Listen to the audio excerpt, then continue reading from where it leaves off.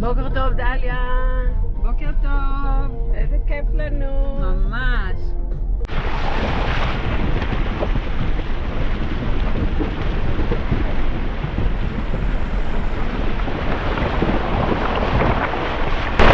area there is no grass, so they're moving to the different place, not the 4 times. And if you have a look, that river, that's the longest river in Mongolia.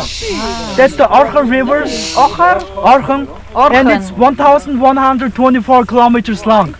It's a very long river. אורן. תראו איזה פריים, צלמו גם בטלפון.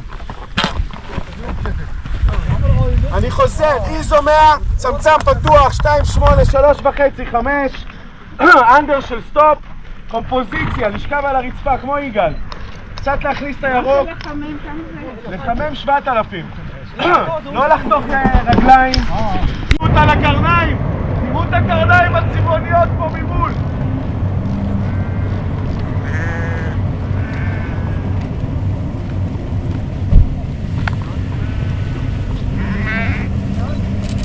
מאוד.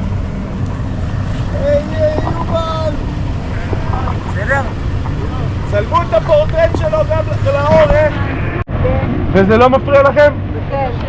איך מתמודדים עם זה? איך? א' בשלים סביב.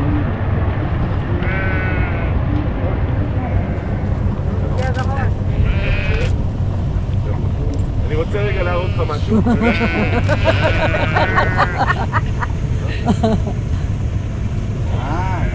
איך אתם מצלמים בצלם מפה? הופה! תראו מה קורה כשהוא מסתכל למעלה. מסתכל למעלה, וואו, כן, כן. רגע. בבוקר קמנו לזריחה וחזרנו חזרה לאספלט. בעצם אתמול עשינו בערך, אני חושב, 45 קילומטר פה בשטח, ואת שאר ה-500 כמעט קילומטר עשינו פה על הכביש הזה, על האספלט. עברנו פה את כל הכפרים הקטנים האלה בדרך, וזהו, הגענו לפה. והיום אנחנו נשנים פה. זה בשליש של האגם הזה, אגם חופשי. זה מה שהספקנו עד כה. והיום. חברים, שאלות? אפשר לחלק ל5 אזורים שהם נבדלים אחד מהשני, כל אחד עם האופי שלו. פה בדרום מדבר הגובי, אוקיי? בערך שליש משטח המדינה. למרות שהוא מותג זה, אני מוצא אותו לא כל כך מעניין. הוא הרבה מאוד מרחבים מאוד מאוד גדולים, מרחקים אדירים להגיע מנקודה מעניינת לנקודה מעניינת, אז ככה הרבה אנשים, אנחנו ניגע בשוליים של הגובי בטיול שלנו. החלק השני הוא המערב, מערב מונגוליה זה רכס הרי האלטאי, הערים הגבוהים במונגוליה. פה חיים גם הקזחים, אלה שצדים עם העיתים למי שמכיר את התמונות. אזור של הרבה מאוד קבוצות אתניות והרבה מקורות מים. בכלל במונגוליה יש 154 נערות. אגב, אף אחד מהם לא נשאר במונגוליה. בערך 2/3 מהם זורמים לרוסיה ולימת בייקל, ושליש נעלמים במדבר הגובי פה בסין. בצפון אנחנו נמצאים פה, לא צריך לזה, ראיתם את הנופים. אגם חוף סגול שנגיע אליו היום. למעשה, כמו שאתם רואים, אגם חוף סגול הוא חלק מסיביר הרוסית. אחרי מלחמת העולם הראשונה, כשחילקו את מונגוליה. אגב, מונגוליה המקורית, מה שאתם רואים פה זה שליש משטח מונגוליה המקורית. בערך שליש עבר לסין במחוז שנקרא היום אילר מונגוליה, אוקיי? מונגוליה הפנימית, שזה מחוז סיני, ושליש עבר פה לרוסיה. בשלוש רפובליקות שעד היום חיים בהם רוב מונגולי. אז כל החלק של אגם חוף סגול, בגלל האגם, השאירו אצל המונגולים כדי שישאר להם משהו טוב. אז זה החלק השלישי פה, הצפון, אזור של הרבה יערות, כמו שראיתם, אזור מאוד ירוק. במזרח זה ערבות מאוד שטוחות, אזור מאוד גבעי, הנוף פה לא מאוד משתנה. בצפון מזרח זה ארץ הולדתו של ג'ינגס חאן, אז למונגולים יש אליו ככה איזשהו יחס של כבוד. פה באזור הזה גם כן הרבה מאוד יערות כמו שראינו בצפון, באופן עקרוני אבל אזור מאוד מאוד צחיח. והאזור האחרון שבו אנחנו הולכים גם כן לבלות זה האזור של מרכז מונגוליה, שאני לא אספר עליו הרבה כי אתם תראו, אבל בעיניי הוא אולי האזור הכי מעניין במונגוליה, גם מבחינה תרבותית, נופית, אז יש למה לצפות. יפה. יאללה חבר'ה, לג'יפים.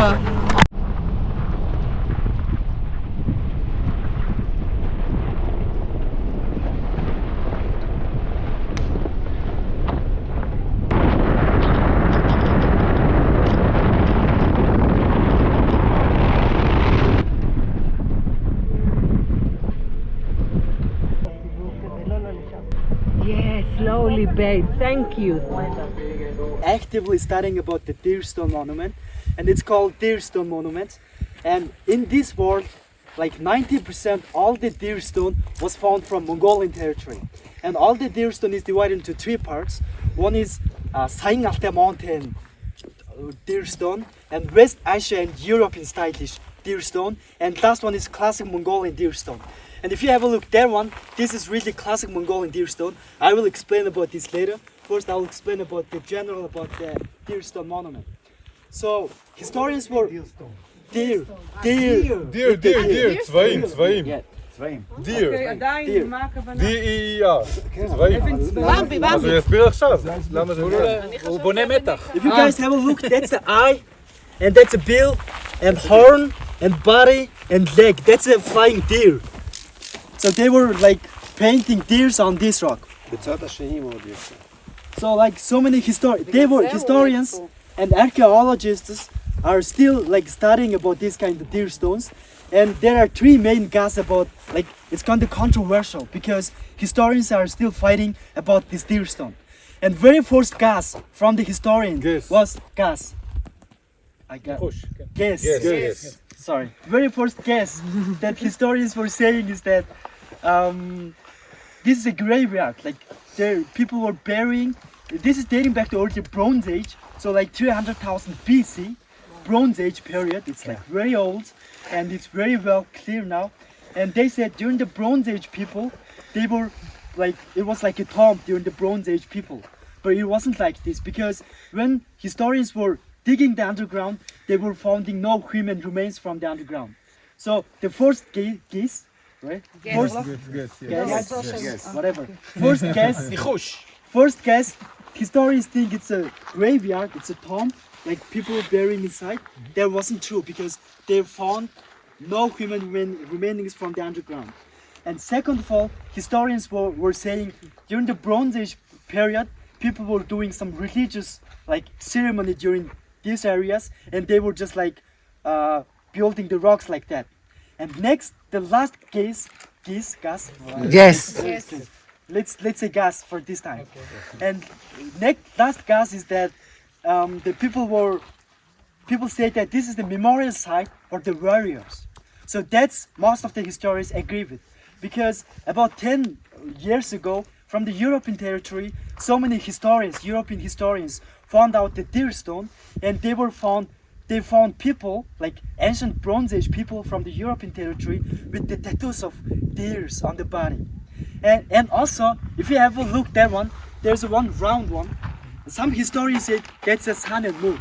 But recently, from the European territory, they found one very big, like deer stone with the human braids, like long hair from the hair. And if you have a look, this one, can you come close?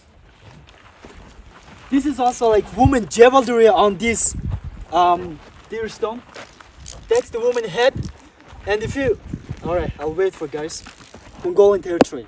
And this is very good representation that it is representing the warrior, the person. Because people, at the beginning, the historians say that's the moon and sun. But if you have a look, there's the earring of the people, earrings, and there's a jewelry, like neck jewelry.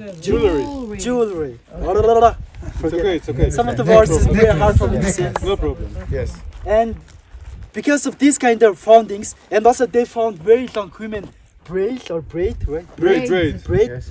And since that time, historians basically agree that this is a representation of the warriors. And classic Mongolian deer stones basically divided into three parts. And the first part, some people say sun and moon, but basically the head of the person. And the middle part is like representing flying deers. And if you have a look, this one, and this is the like bottom part, and bottom part there is a weapons like bow and arrows and axes like these. Swords. So these kind of weapons, they're just depicting in the bottom side. So most of the historians recently agreed that this was the representation of the warriors. And what makes this place very special is that if you have a look there one, the long one, this is the longest deer stone found from in this world. It's 8 meters, but 4 meters in the underground and 4 meters in this on the surface. So totally it's 8 meters tall, and it's the tallest deer stone rock in this.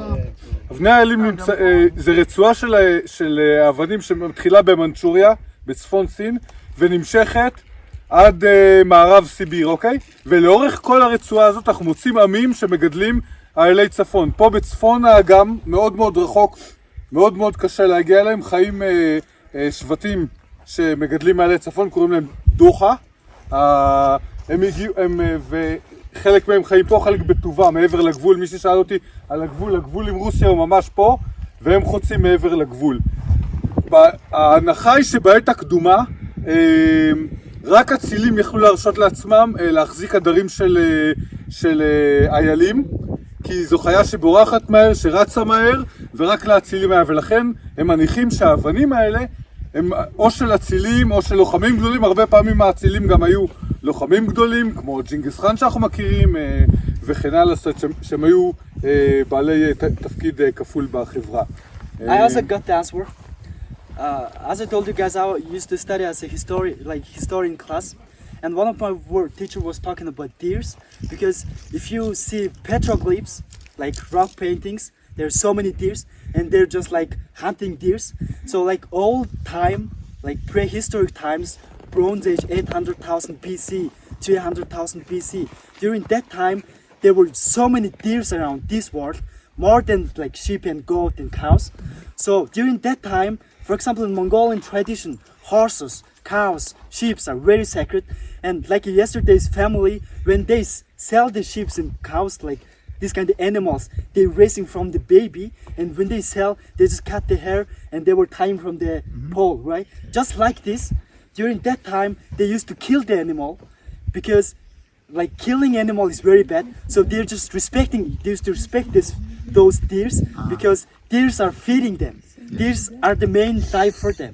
So that's why they used to respect deers, and like painting so many petroglyphs depicting deer like pictures on the rocks.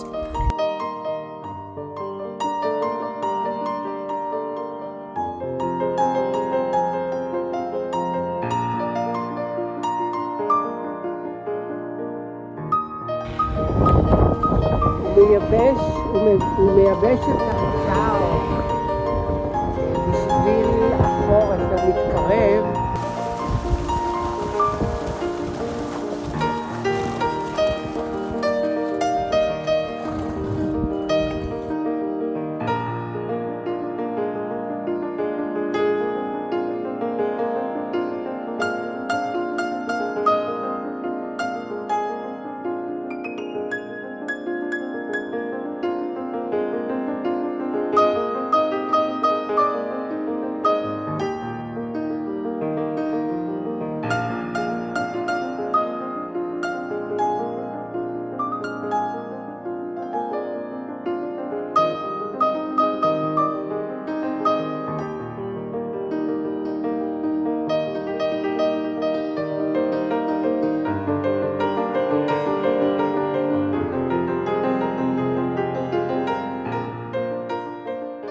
Every season is 4 times.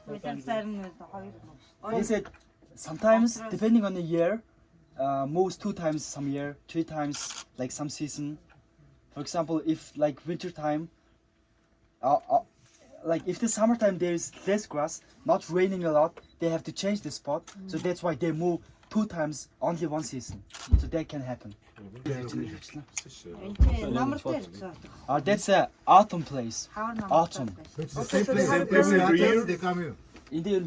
Every year? Yeah, autumn place every year.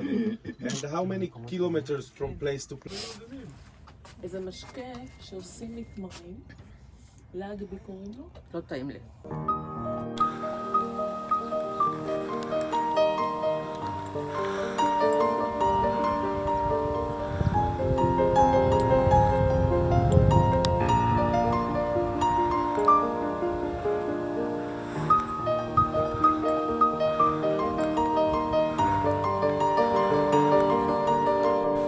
וואי, מה שתוצא של מים? ספרי מהסרטים? וואו.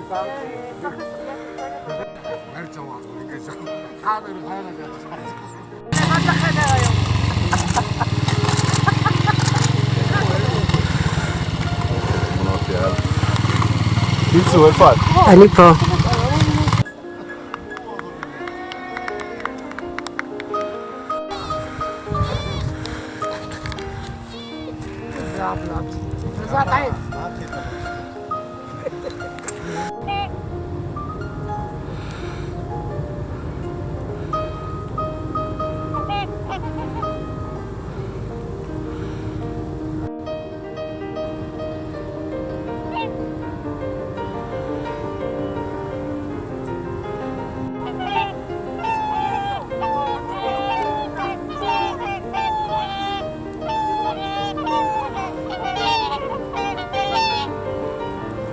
המשך היום, אנחנו נסיים את הארוחה, נגיד להם תודה רבה, היה באמת נעים ואחלה, ואנחנו נלך ישר לרחבים. ברחבים, אנחנו רק מוודאים שמוציאים לנו את המזוודות ונקבל את הגרים, אוקיי? המטרה זה להוציא את הציוד האישי, שימו לב, את הציוד האישי, המזוודות הגדולות, מהרכבים אל הגר. למה? כי כשנחזור לפה אחרי ההפתעה, נחזור לפה בלילה. אז עכשיו את כל הציוד האישי, שימו לב, מזוודות, בגדים, כל הדבר הזה, מהרכבים לגר. אנחנו מחלקים לכם את הגרים. מצלמות ברכבים. מצלמות, כל הציוד צילום, באשר הוא, עדשות, מצלמות, הכל, נשאר ברכבים. חצובה. לא צריך. אז, ציוד אישי שמים בגר. מה אנחנו לוקחים איתנו? אנחנו נפגשים בשעה, מה שעכשיו? 4:45 בדיוק ברחבים. מה עושים בינתיים? מתארגנים בגר, שוטפים פנים, מחליפים חולצה, נחים, מורידים תמונות. תראה איזה יופי. זה מאוד יפה. כן, יש פה גזעים, חבל על הזמן. בשבילך, בשביל כל הטקסטורות שלך, יש פה גזעים. משהו שעשר, תסתכלי. זה ציור?